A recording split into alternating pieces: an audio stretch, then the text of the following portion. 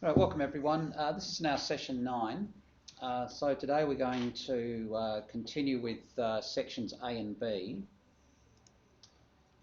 So in our last session, the last thing we did was actually add these 190 by 45 timber sections to the end of the rafters.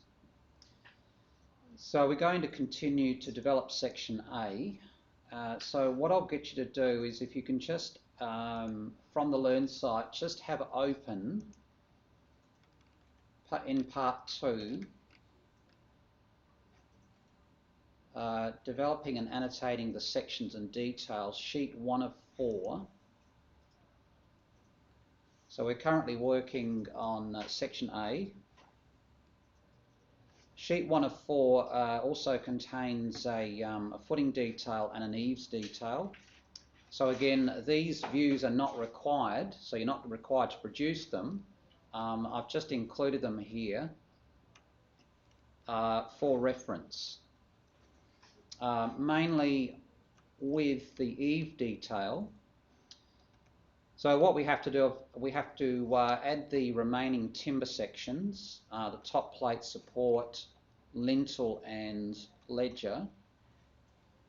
We then have to draw in the plasterboard lining, put in the cornice profile and add the insulation into this area here. So what we'll do next is just add the timber sections here, the 4 of them: top plate, support, ledger and lintel. Then we'll have a look at adding the plasterboard lining and the cornice profile.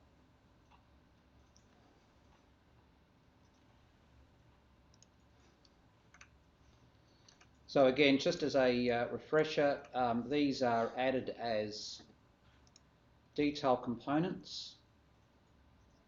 Annotate tab, detail component.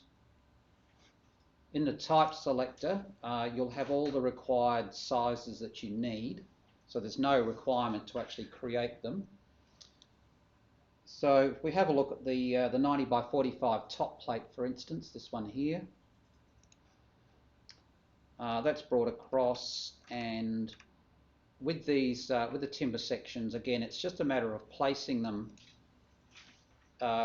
close to their final position, and if you can, use the alignment tool.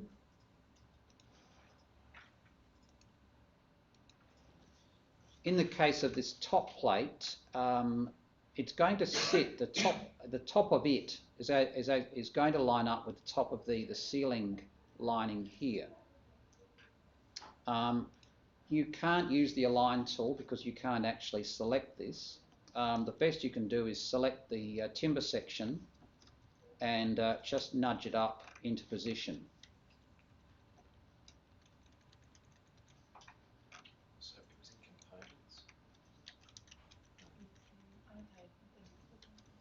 Yeah.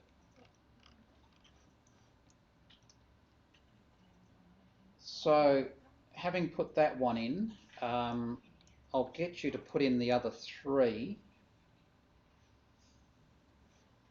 So again, just put them in and just place them, and then use the align tool to align them, get them into their correct position.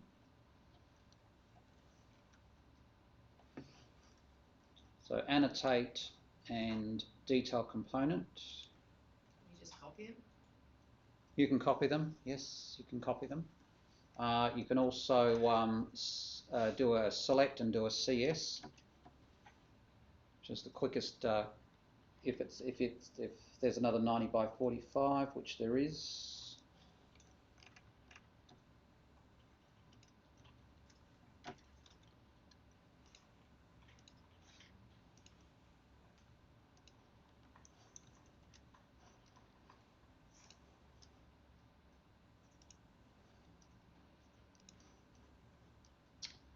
So remember, if they come in horizontal, spacebar will flip them to vertical.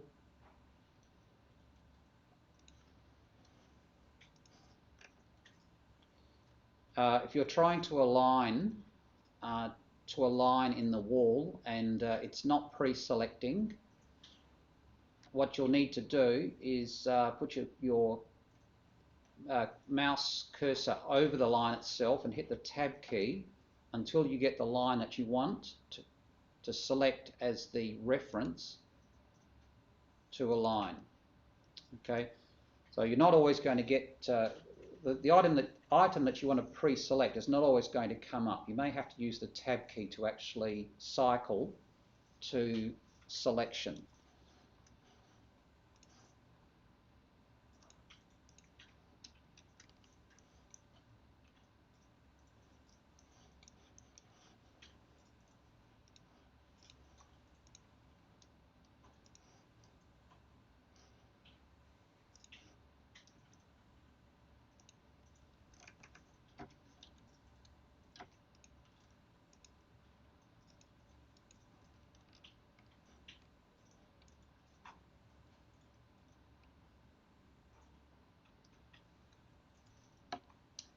The 10mm plasterboard lining we place on the inside of the wall. Now that's going to be drawn as a thin detail line.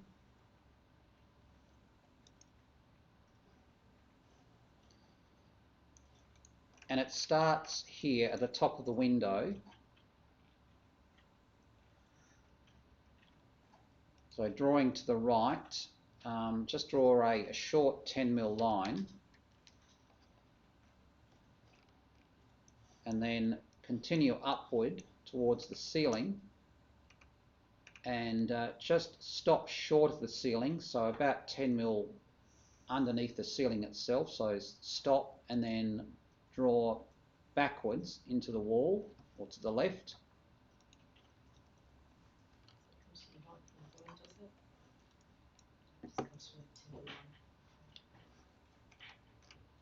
It starts from the top of the window.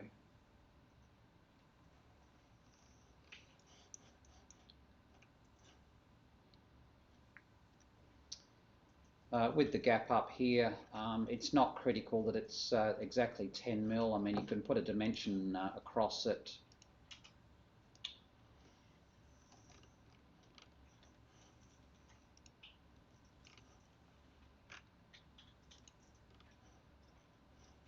But it's close enough is fine.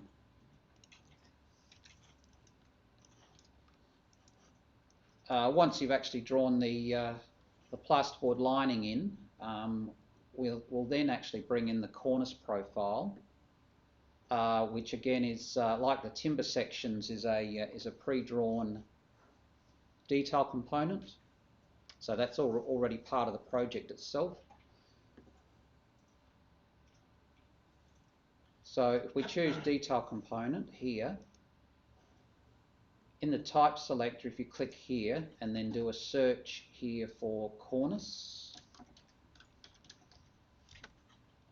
there it is there, the 90mm cornice detail item.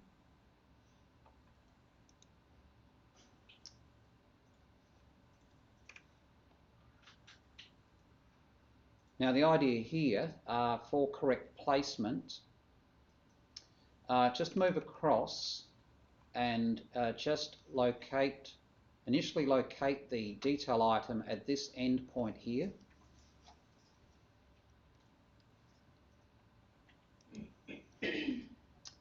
Just hit escape a couple of times to clear that. Now the cornice itself needs to move to the right by how much? 10mm. So for that we use the move tool itself.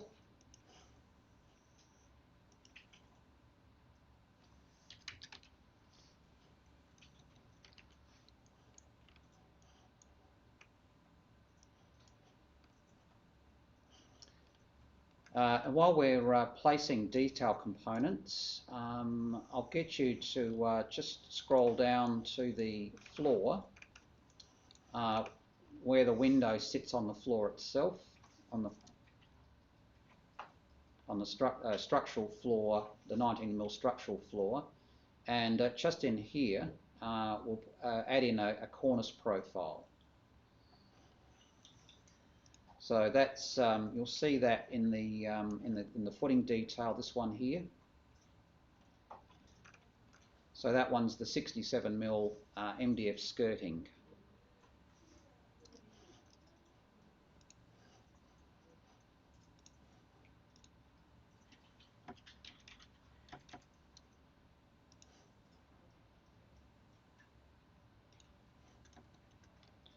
So it's also a detail component.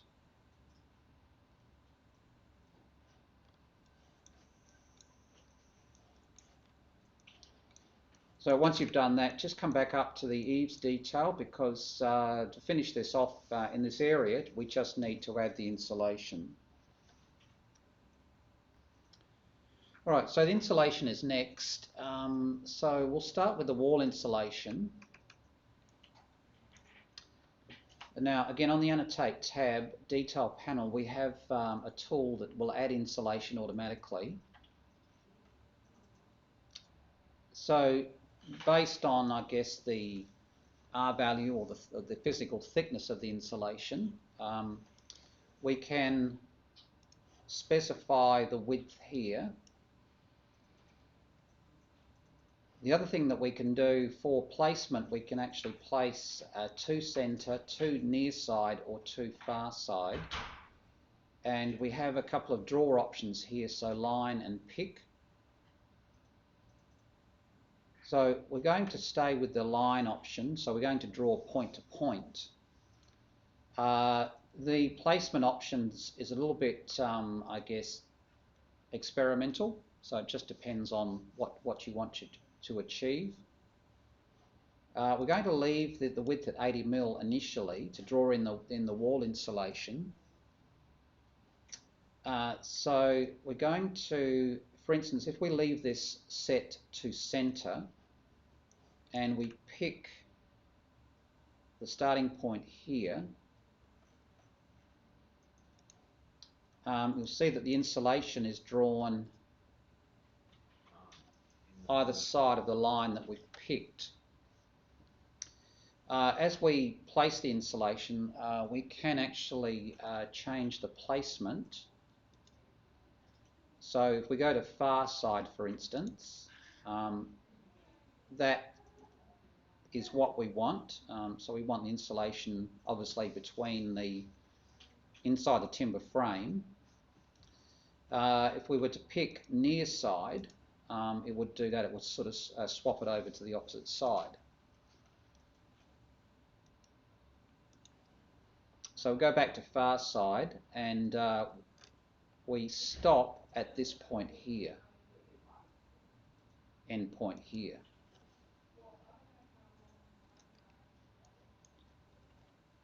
Now, just once you've placed the insulation, it's a little bit difficult to select, but just reselect it, and just nudge it up there, so it sort of sits in between these two timber sections. So there's a sort of an equal gap, top and bottom.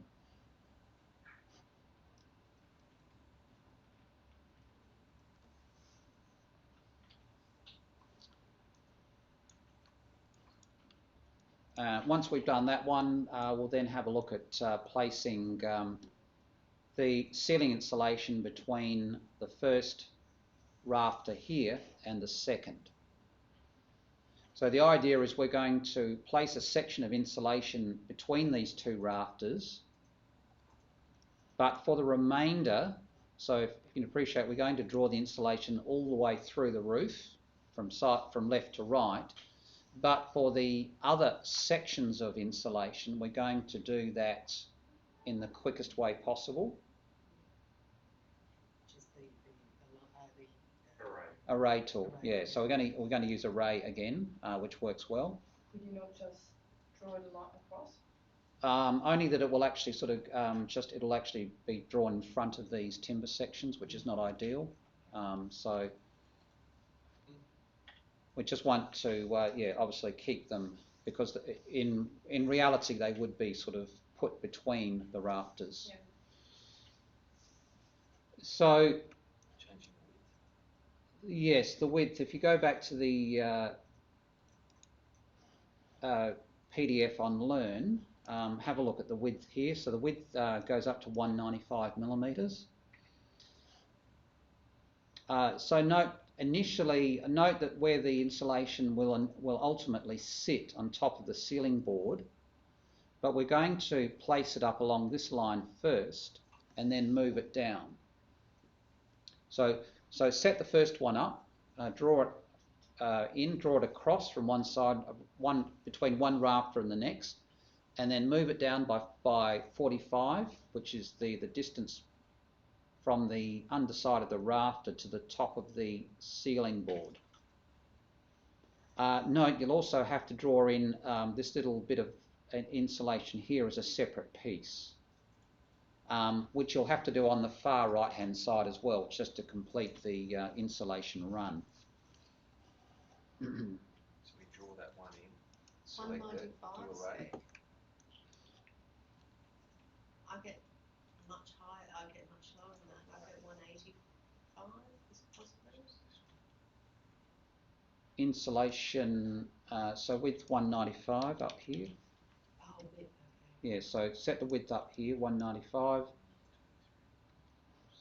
Just with your placement, it's not going to be centre, it'll either be near or far side, so we'll just try far.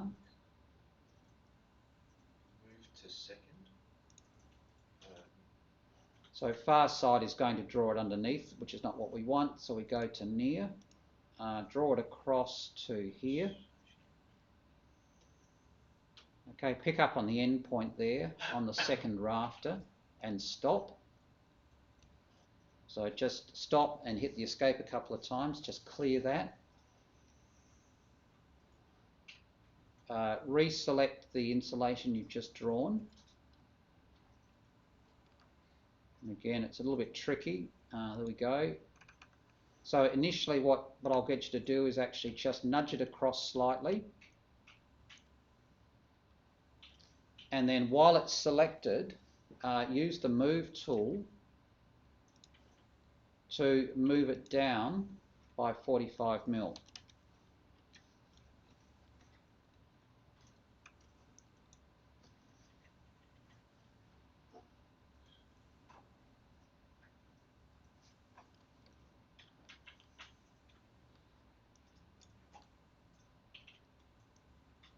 Okay, and again,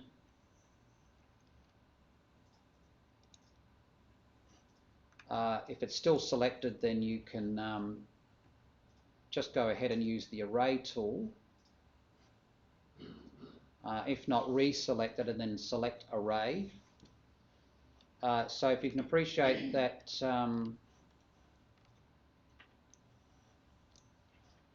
so it needs to be added between each of the remaining rafters. So if you count the spaces here, so including the first one, that's 2, 3, 4, 5, 6, 7. Okay, so we have to array the original item a total of 7 times to the right. And of course we know the spacing, don't we? 1200 centres. Yeah, well we need to know the spacing so that we can get the spacing correct. So yeah, the rafters are at 1200 centres, so the insulation gets spaced at 1200 as well.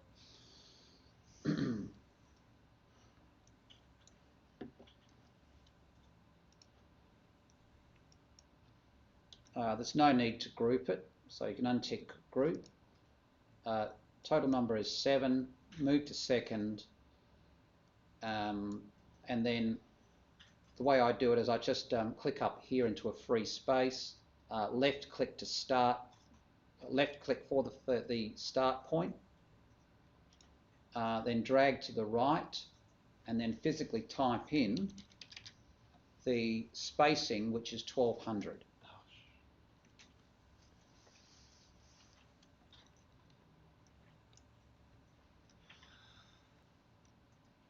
Right, so once that's done, you'll just need to, as I say, just need to add in a small piece here on the left and a very small piece, a little bit bigger here on the right, just to fill up these gaps.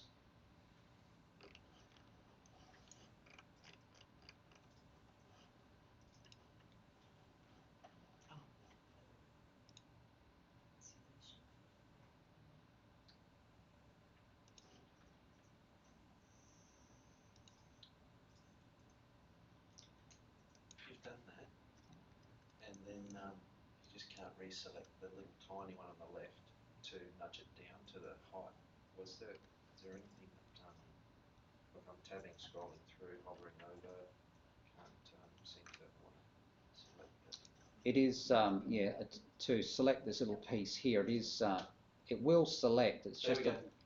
I got a tip from my associate. Yeah, it's, they are tricky, there's no doubt about it. So select it and then just nudge it to the right to centre it, and then move it down by 45.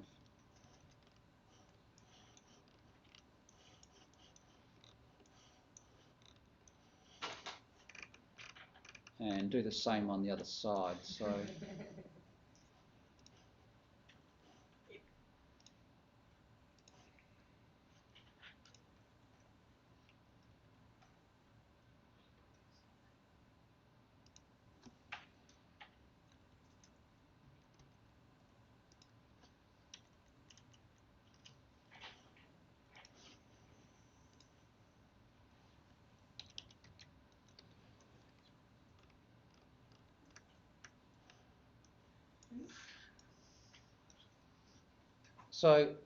once you've completed the insulation, so what we have to do next is, if you just zoom into this part of the building here, so essentially the two walls here that divide the existing from the new, and the wall here for the bathroom, you'll need to actually add various timber sections into these walls. Plus there's a couple down here that are missing, the couple of floor joists that are missing down here. Now, if you go back to Learn, and just open up sheet 2 of 4. So this is the area that I'm referring to. So just note the timber sections here that are identified by the red leader text. So including these two down here, the 120 by 35 floor joists, these two here have to be added in.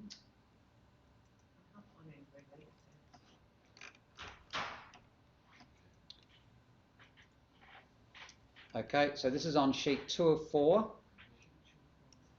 It's called Bathroom Detail, and it will give you guidance on placing the additional timber sections in this area. So I'll just give you a few minutes on that one.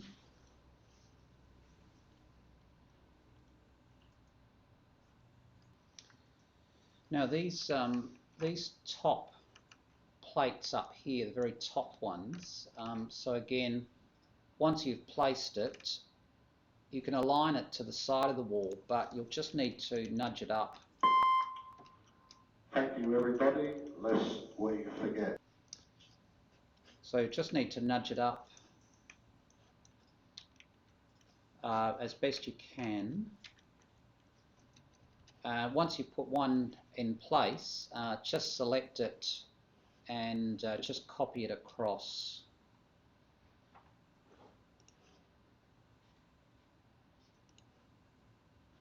To the other wall.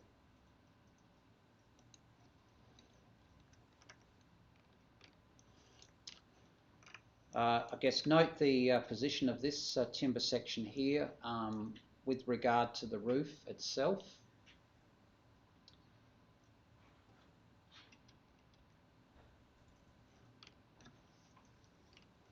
Now, just also these two noggins in the higher wall here, this one here and this one here, if you want to actually get them equal distance, as in third, third, third, Does anyone know how to achieve that in? Use equal, put a dimension and then equal. Yeah, that's good. That's the answer. So using a dimension. So for instance, if we add an align dimension from the centre of this, the top plate here, through the centre of this one, through the centre of this one, and through the centre of the bottom plate.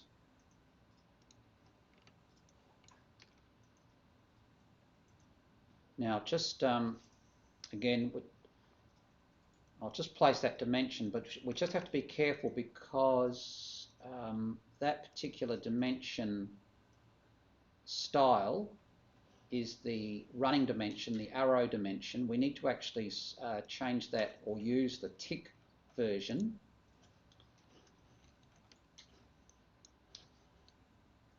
So by clicking the centre of each of those timber sections, the 5 timber sections, without stopping, we can produce a dimension now that we can actually select, and using the EQ symbol here, or option, toggle dimension equality, we can now click on that, and then we have equal distances between each of those timber sections.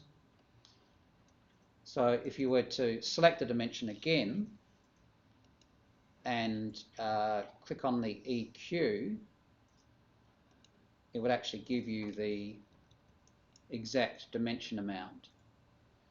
Now again, or I should point out that don't be concerned if yours is not 1070. Okay, it might be 1069 or it might be 1071. So it really depends on where you've put the section line through your floor plan as to the, I guess, the relative height of the top plate. So 1 mil either way perhaps is acceptable. So this is where I get confused. Can you click on? Yes, I can cover that again. If you choose the aligned dimension, change the dimension type to tick. What I'm dimensioning is the centre line of each of these timber sections. Okay, so it comes up with a blue centre line.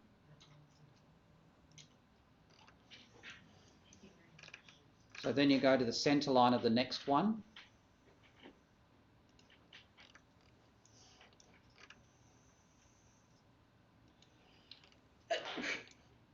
Okay, so in each case, you're dimensioning to the centre of the timber section.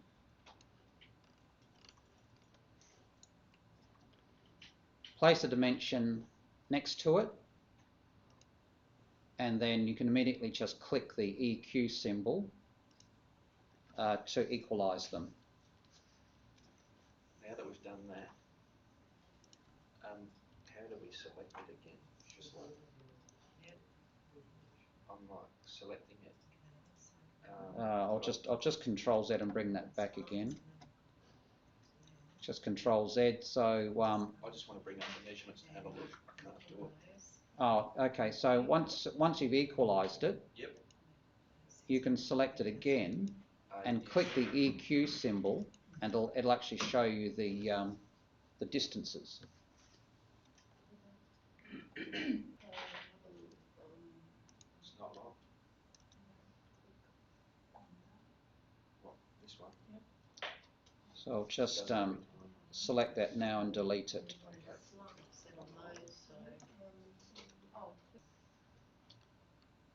Okay, so again, note that the noggins that I just dimensioned are the ones in the wall on the left. So there are 2 intermediate noggins here. The wall on the right and this wall over here has 1 noggin in each wall, and that noggin in each wall is actually midway or halfway up. Okay, so the thing is that when you add the noggin, so if I delete that and add that back in again as a 90 by 35,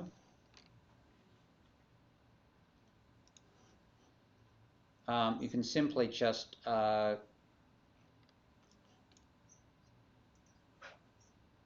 follow the wall up, and you should be able to find a midpoint, I'm thinking. I just did the aligned dimensions, the same thing again with the equal. Yeah, I mean, I'll just place it there for the moment, but You'd usually think it'd be at 1200 anyway, wouldn't you? Because that's what a sheet of plasterboard is. yeah, well, yes, the walls are 2.4 high, so yeah, so these noggins are roughly about 1.2 height, so about middle, but it's not exact. It doesn't have to be exact. But again, if you if you want to get them exact, you can actually do this. Use the same procedure, align dimension, find the center, the horizontal center of each timber section. Place the dimension out here for the moment. Click the EQ and click it again, and you'll see that in this case that was centered. These are 1178 each.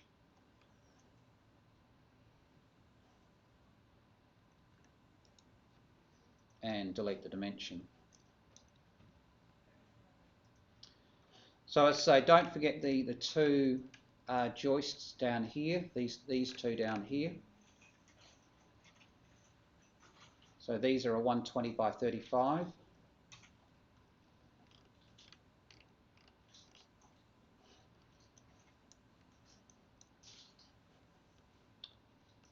So once those timber sections are in place, we can then add the room tags and then put in the required notes. All right, so if we go back to Learn, and just go back to this sheet here, which is sheet 1.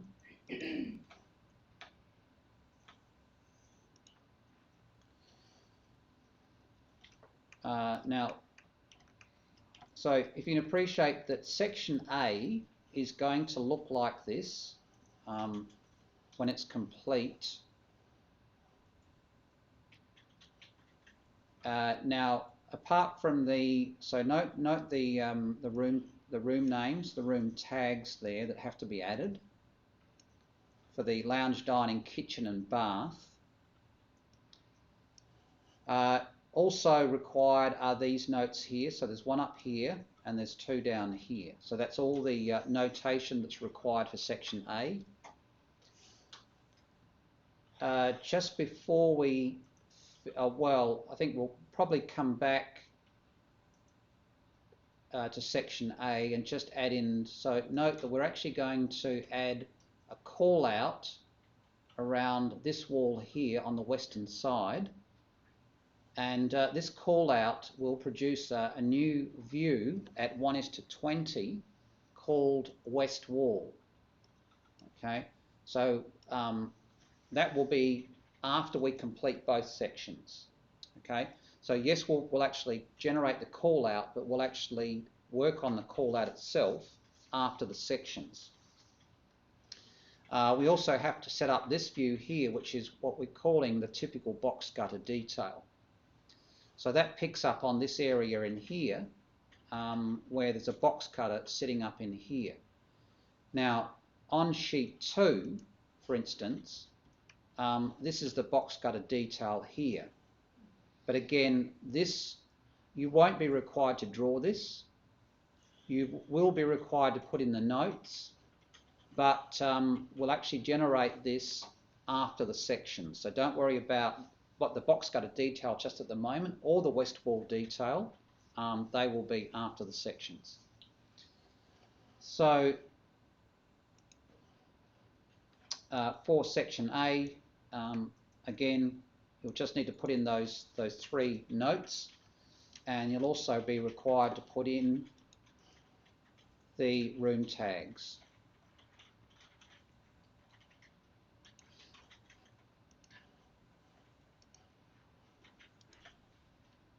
Are we tagging by room, or is this annotation?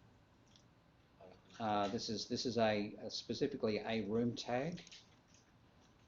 Now, the thing is that because we've already added the rooms to the spaces, we can use the room tag tool to very quickly just add the room name and the square meterage against each of these three spaces. So that's done from the Architecture tab, Room and Area, and Room Tag.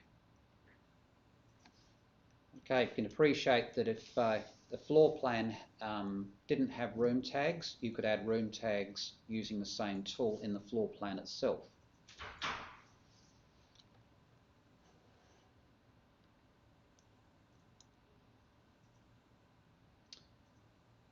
So once that's done, as I say, just put in the three notes, and then we'll have a look at, we'll then sort of go to section B and just complete section B.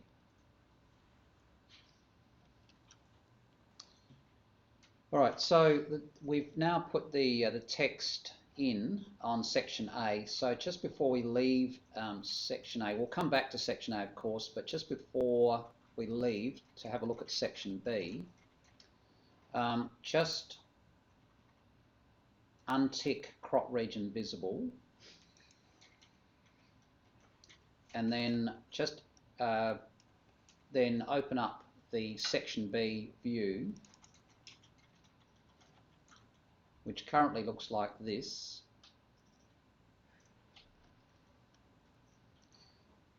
Now, if you just go back to Learn, and we'll just close a couple of these sheets here.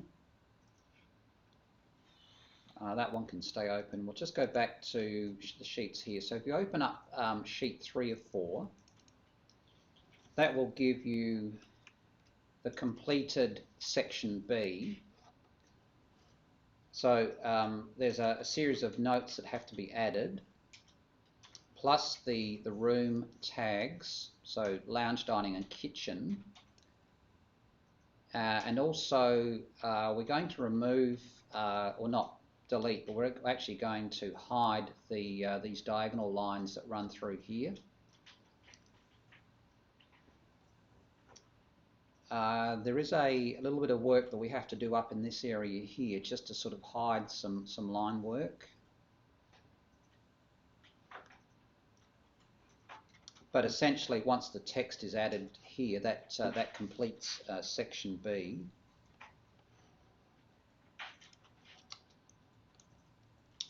So, and of course, with section B, you'll just need to adjust the level heads. So that's the first thing to do. When you are adding your elbow for the level heads, and this will apply to the elevations, can you just make sure that where it changes direction here, it's just underneath the N in new up here. That can come down a bit. Just make sure the vertical aspect of the level head is vertical, there's no stepping.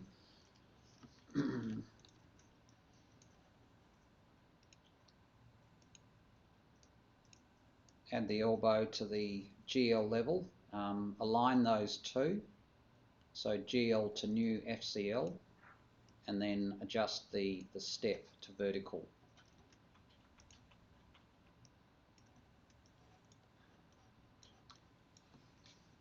The crop region can be switched off. Probably take that up a little bit higher and switch that off.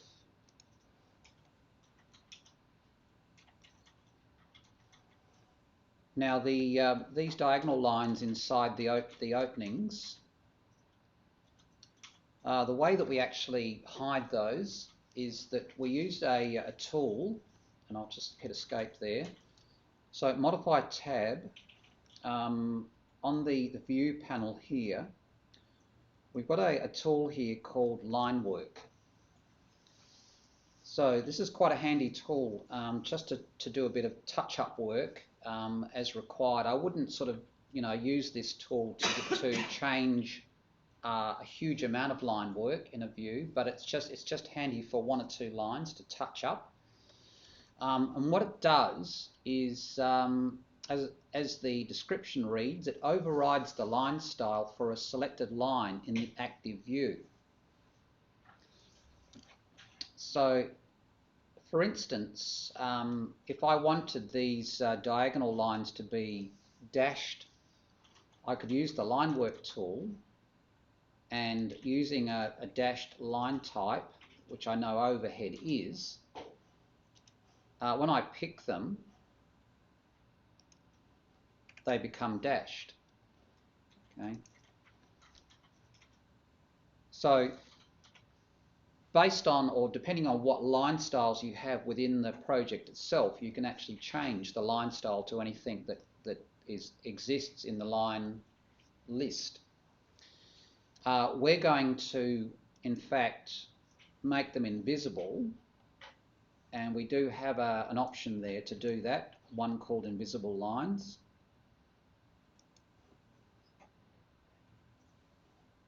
And just by picking the line itself, you can actually switch them off, make them invisible. Now, I'll just clear that. So from here, we can add, or we do add the room tags. So again, architecture, room tag. We've got lounge dining here. And kitchen through here. So when you're putting your tags in, note the alignment path to line them up horizontally.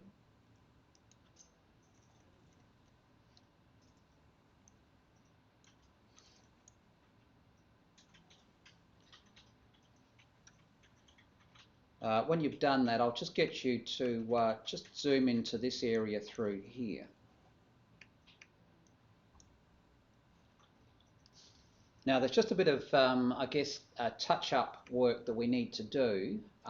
Note, if you're getting close enough, you can actually see some brickwork there. Can you see that brickwork coming through? So what we're seeing there is the end of the brick veneer wall coming through. Now we want to obviously not see that brickwork, and we need to somehow mask it, or make it look like this wall here, which is plain.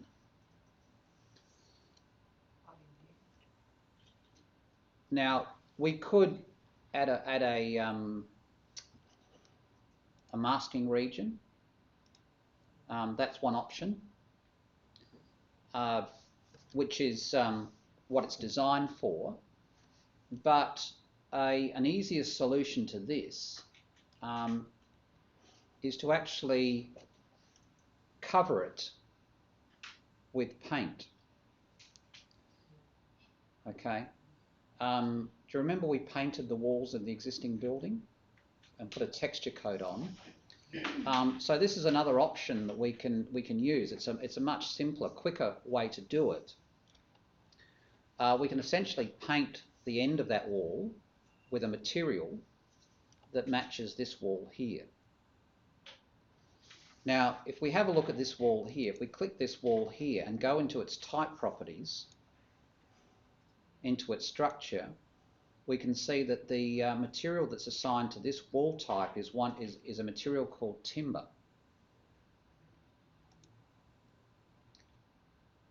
And it's this one here, this timber material. So it would make sense to actually find that particular material and paint the end of that brick wall with the same. So I'm just going to the type properties of this wall next to it just to find out what the material is, and then I'm going to exit the browser, exit the assembly dialog, and exit the type properties, and just escape, just to clear that selection. So we now know what that material is, and we can use the same material to paint the end of this wall. So to paint it, we go up to the Modify tab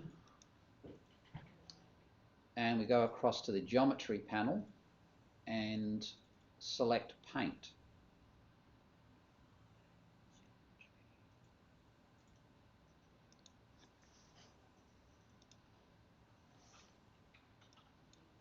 In the material browser, we do a search for, what was the name of that material?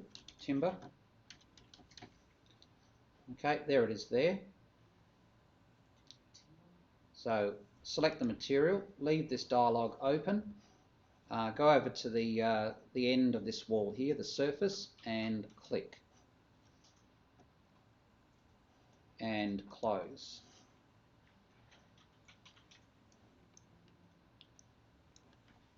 So at least now that we're not seeing the brick pattern through there.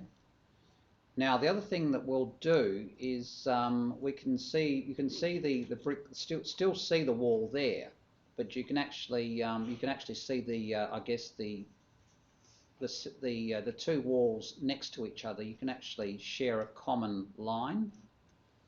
So what we need to do here is see the line that runs through here. So just to tidy that up, what I'm suggesting is that we actually hide that line work using the same tool that we used to hide the diagonal lines in the openings. So again, that was on the View panel, line work, invisible lines, and then just by clicking the lines themselves, and you may have to actually click them twice in some cases, it removes that divisional line between. Sorry? In your sheet? I've got it in my sheet, yeah. I need to fix up my sheet, yeah, so that's on my list to do. Right. So, yeah, so that's... So it's View panel, which I'm in, graph. Yes, so I have actually got that line showing through here, which I'll actually go back to my original drawings and just fix that up. But that line through there needs to be removed using the line work tool.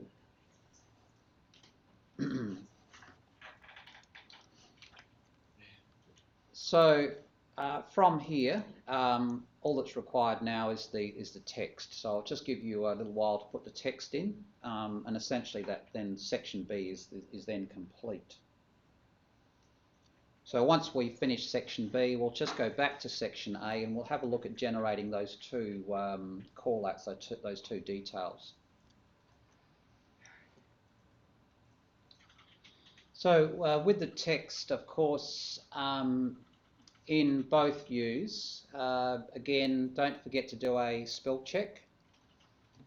When you've got text like this, it is important that, for instance, if I was to draw a detail line across the top of these text notes,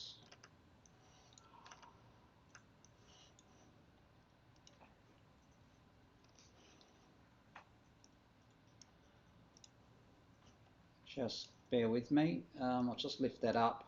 So if I was to draw a detail line across the top of these text notes, they would all be in line horizontally. Okay? So not that you have to draw a detail line to do it. Revit does provide alignment lines to line the top line up in each case. Again, when you are noting objects in a view, just make sure that the point of the arrow is very close to the object that it's describing. We don't want any gaps, and we don't want it sort of overshooting.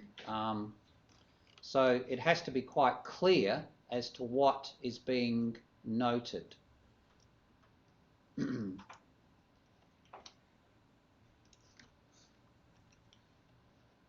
So again, if you can just, with the arrows themselves, just make sure that again, I guess the location of the note with regard to the model itself, matches my examples, as does the, I guess, the leader segment length and so forth.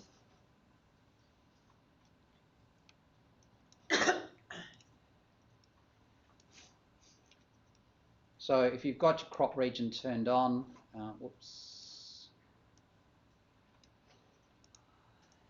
just make sure you turn it off.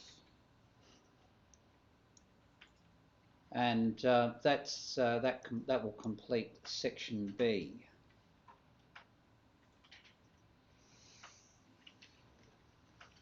Now, if you're happy enough with that,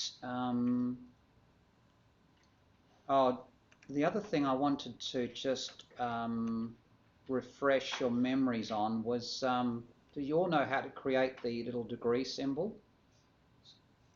Right, click in the text and it comes up with a little... Yeah, so again, yeah, so right mouse, go to symbols, and then degree sign. Okay, now the thing is that it may come up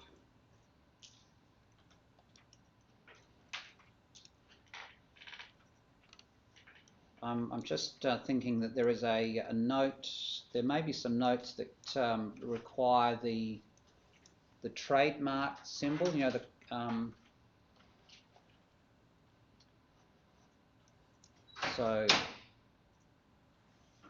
no, perhaps I'll leave that and cover that later when it comes up. So again, when you do that, when you go to symbols, obviously you've just got a limited number of options here. But if there's a symbol that you require that's not in this list, you can actually go down to the other option at the bottom here, which will open up what's known as a character map. So this is a Windows thing, a character map.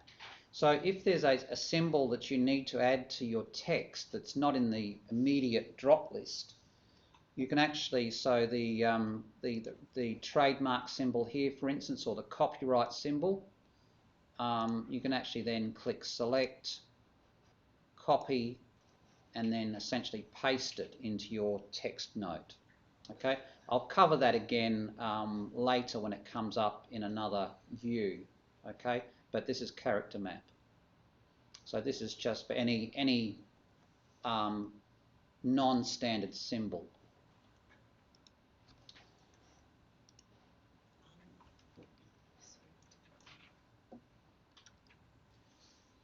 Okay, and again, with the text, of course, this is all the standard 2 mil, so all text 2 mil, unless otherwise specified. So if you can just come back to section A.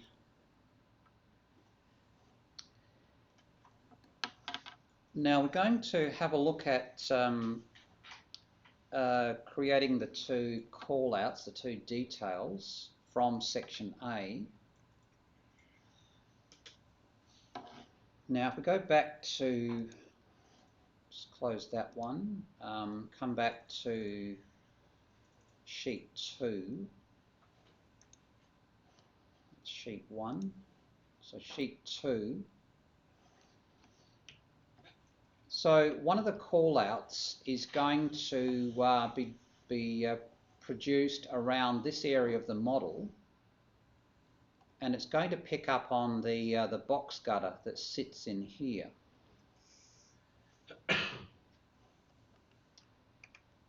So we're going to have a look at actually generating this particular view as a detail at 1:10. And it's going to be produced. The thing is that, yes, we could actually just simply create a call out of this part of the model, which would pick up on the basic construction, and we would have to obviously make modifications to it and add further detail. So yes, that's all possible. But what I thought I would do for the box gutter detail is actually show you how to create something called a drafting view, which is derived from an AutoCAD drawing. So, you know, if this is typical construction, and it could be, detailing the wet area, detailing or drawing up the detail in a shower, perhaps, where it sort of, outlines or details the, the connection with the floor, the floor itself to the wall, and the waterproofing that's required. So quite often that's a standard detail that can be used over and over again. So if you or somebody has pre-drawn that as an AutoCAD drawing, that can be incorporated into Revit as something called a drafting view, which is how we're going to generate this particular view itself. So for this, for the drafting view itself, we're actually going to use an AutoCAD drawing. So what I'll get you to do is, if you can come back to Learn, sorry, we are in Learn, come back to the page here. Now in this section here, the next section on, which is box gutter detail,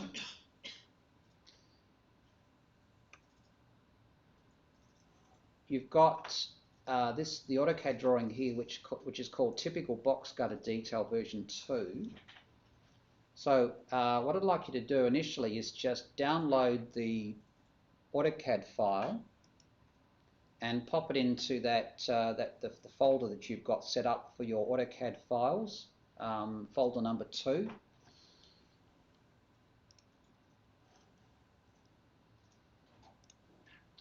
Okay, so in your folder set, you've got folder number 2, AutoCAD files. Just place it in there.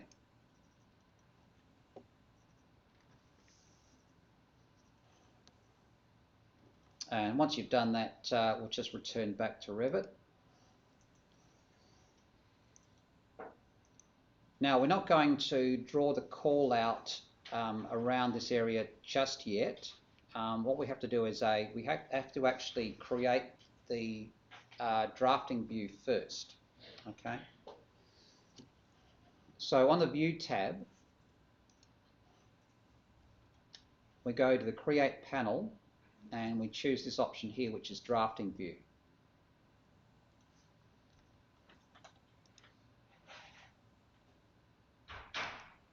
Okay, now the scale is correct at 1:10. The view name itself is typical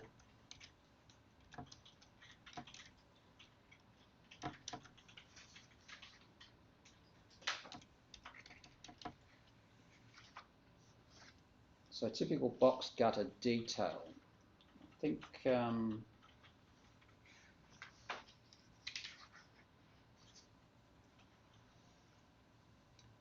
actually we'll yeah, so typical box gutter detail.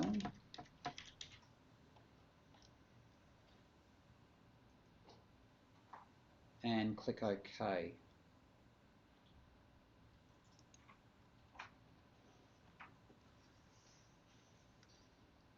All right, now, sorry, I'll just, I'll get you, we'll actually sort of just shorten that name. We'll actually remove the word detail from the name of the view. So you can do that over here in the properties of the view itself next to view name. So just click into the name itself here. And just remove the word detail.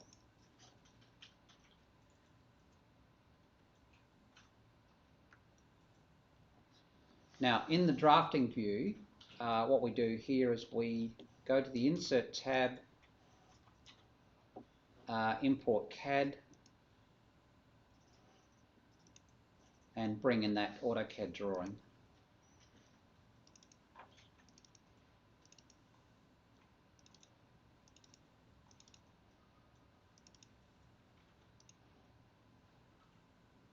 Okay, so current view only is automatically ticked. Oh, Yes, you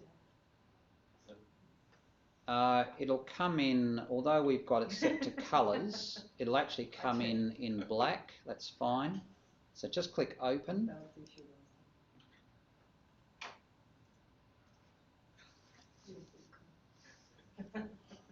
And if we zoom that up, that's what we have. So you can see that all of the drawing work has been done.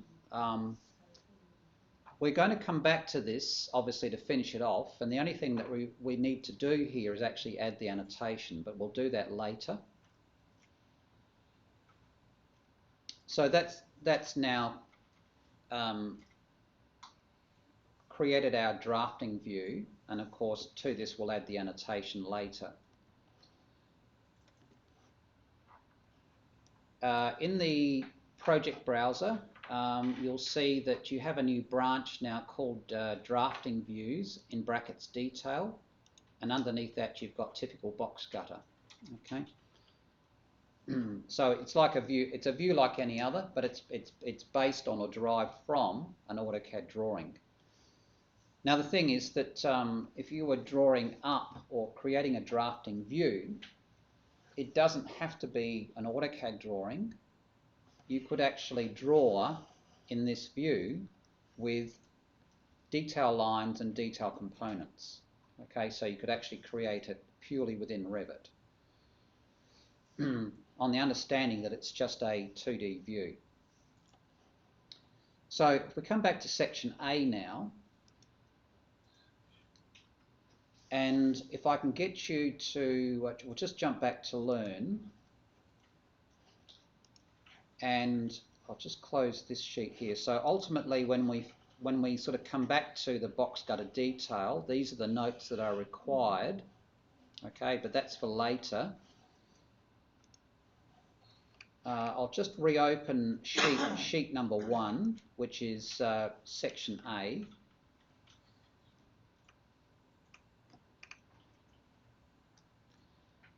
Okay, now we're about to actually add the call out for the box gutter detail. Now when we draw in the call out, and don't do it yet, okay, note where it's drawn. So note the actual the perimeter of the call out itself. So that'll need to be replicated in section A.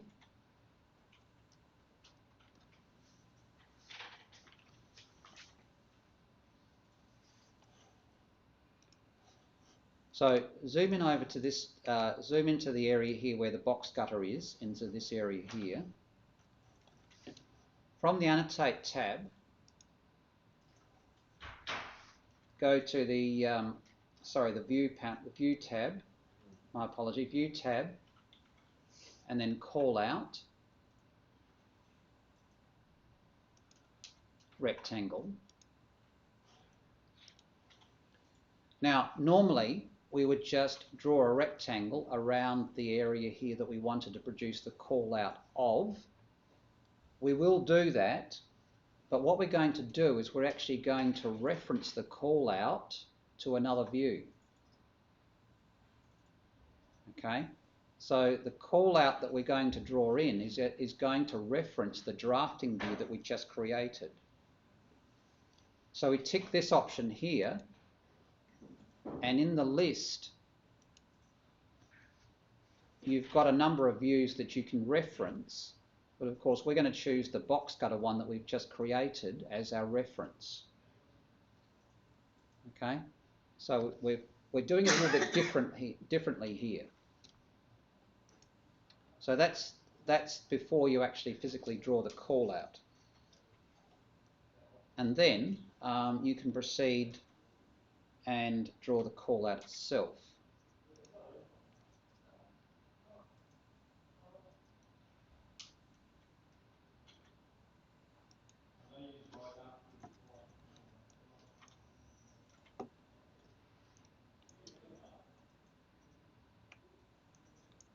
Okay, so it is important that you just refer to my example so that you know where to draw the call out and how big it needs to be. It's got the word sim above it. It'll have the word sim next to it. I presume the word sim is short for simulated, so it indicates that it's not live.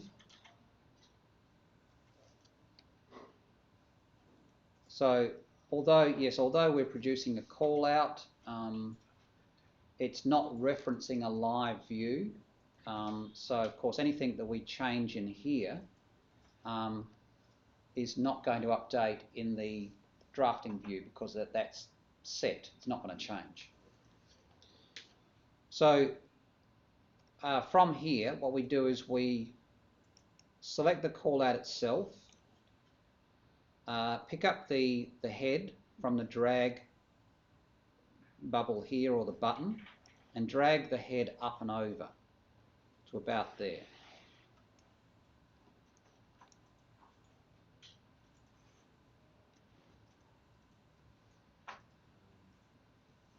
Now just I'll get you to select it again, and if you go across, we're just going to remove the word sim from the head itself, and to do that it needs to be selected, call out, and you go across to the type properties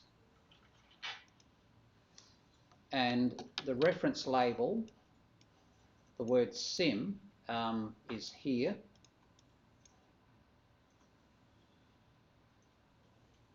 So again, if you wanted to keep the reference label or change it to something else, you could do it here.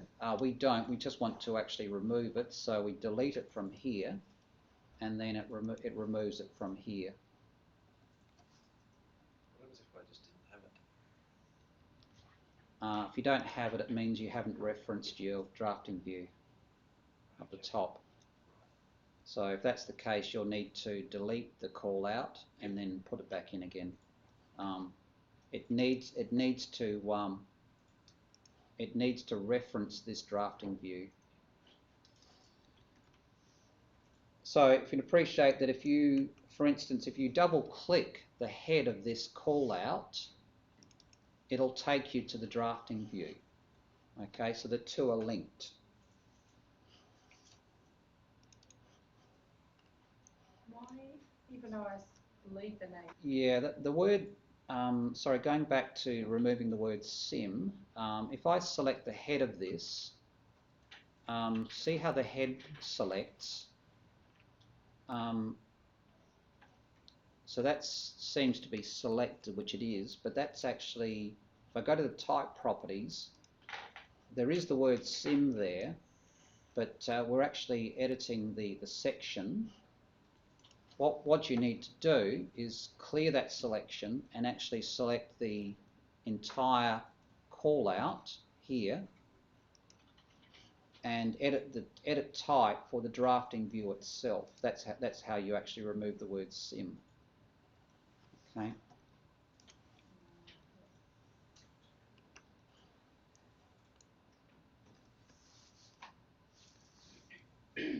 All right. So we'll actually finish at this point today. I wanted to know how to put the numbers in there.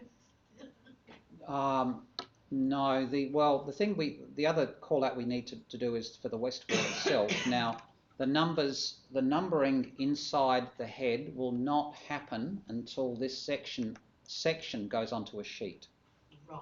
Okay, so yeah, don't be concerned about that, because the cross-referencing only happens when views go onto a sheet. Right, okay. All right.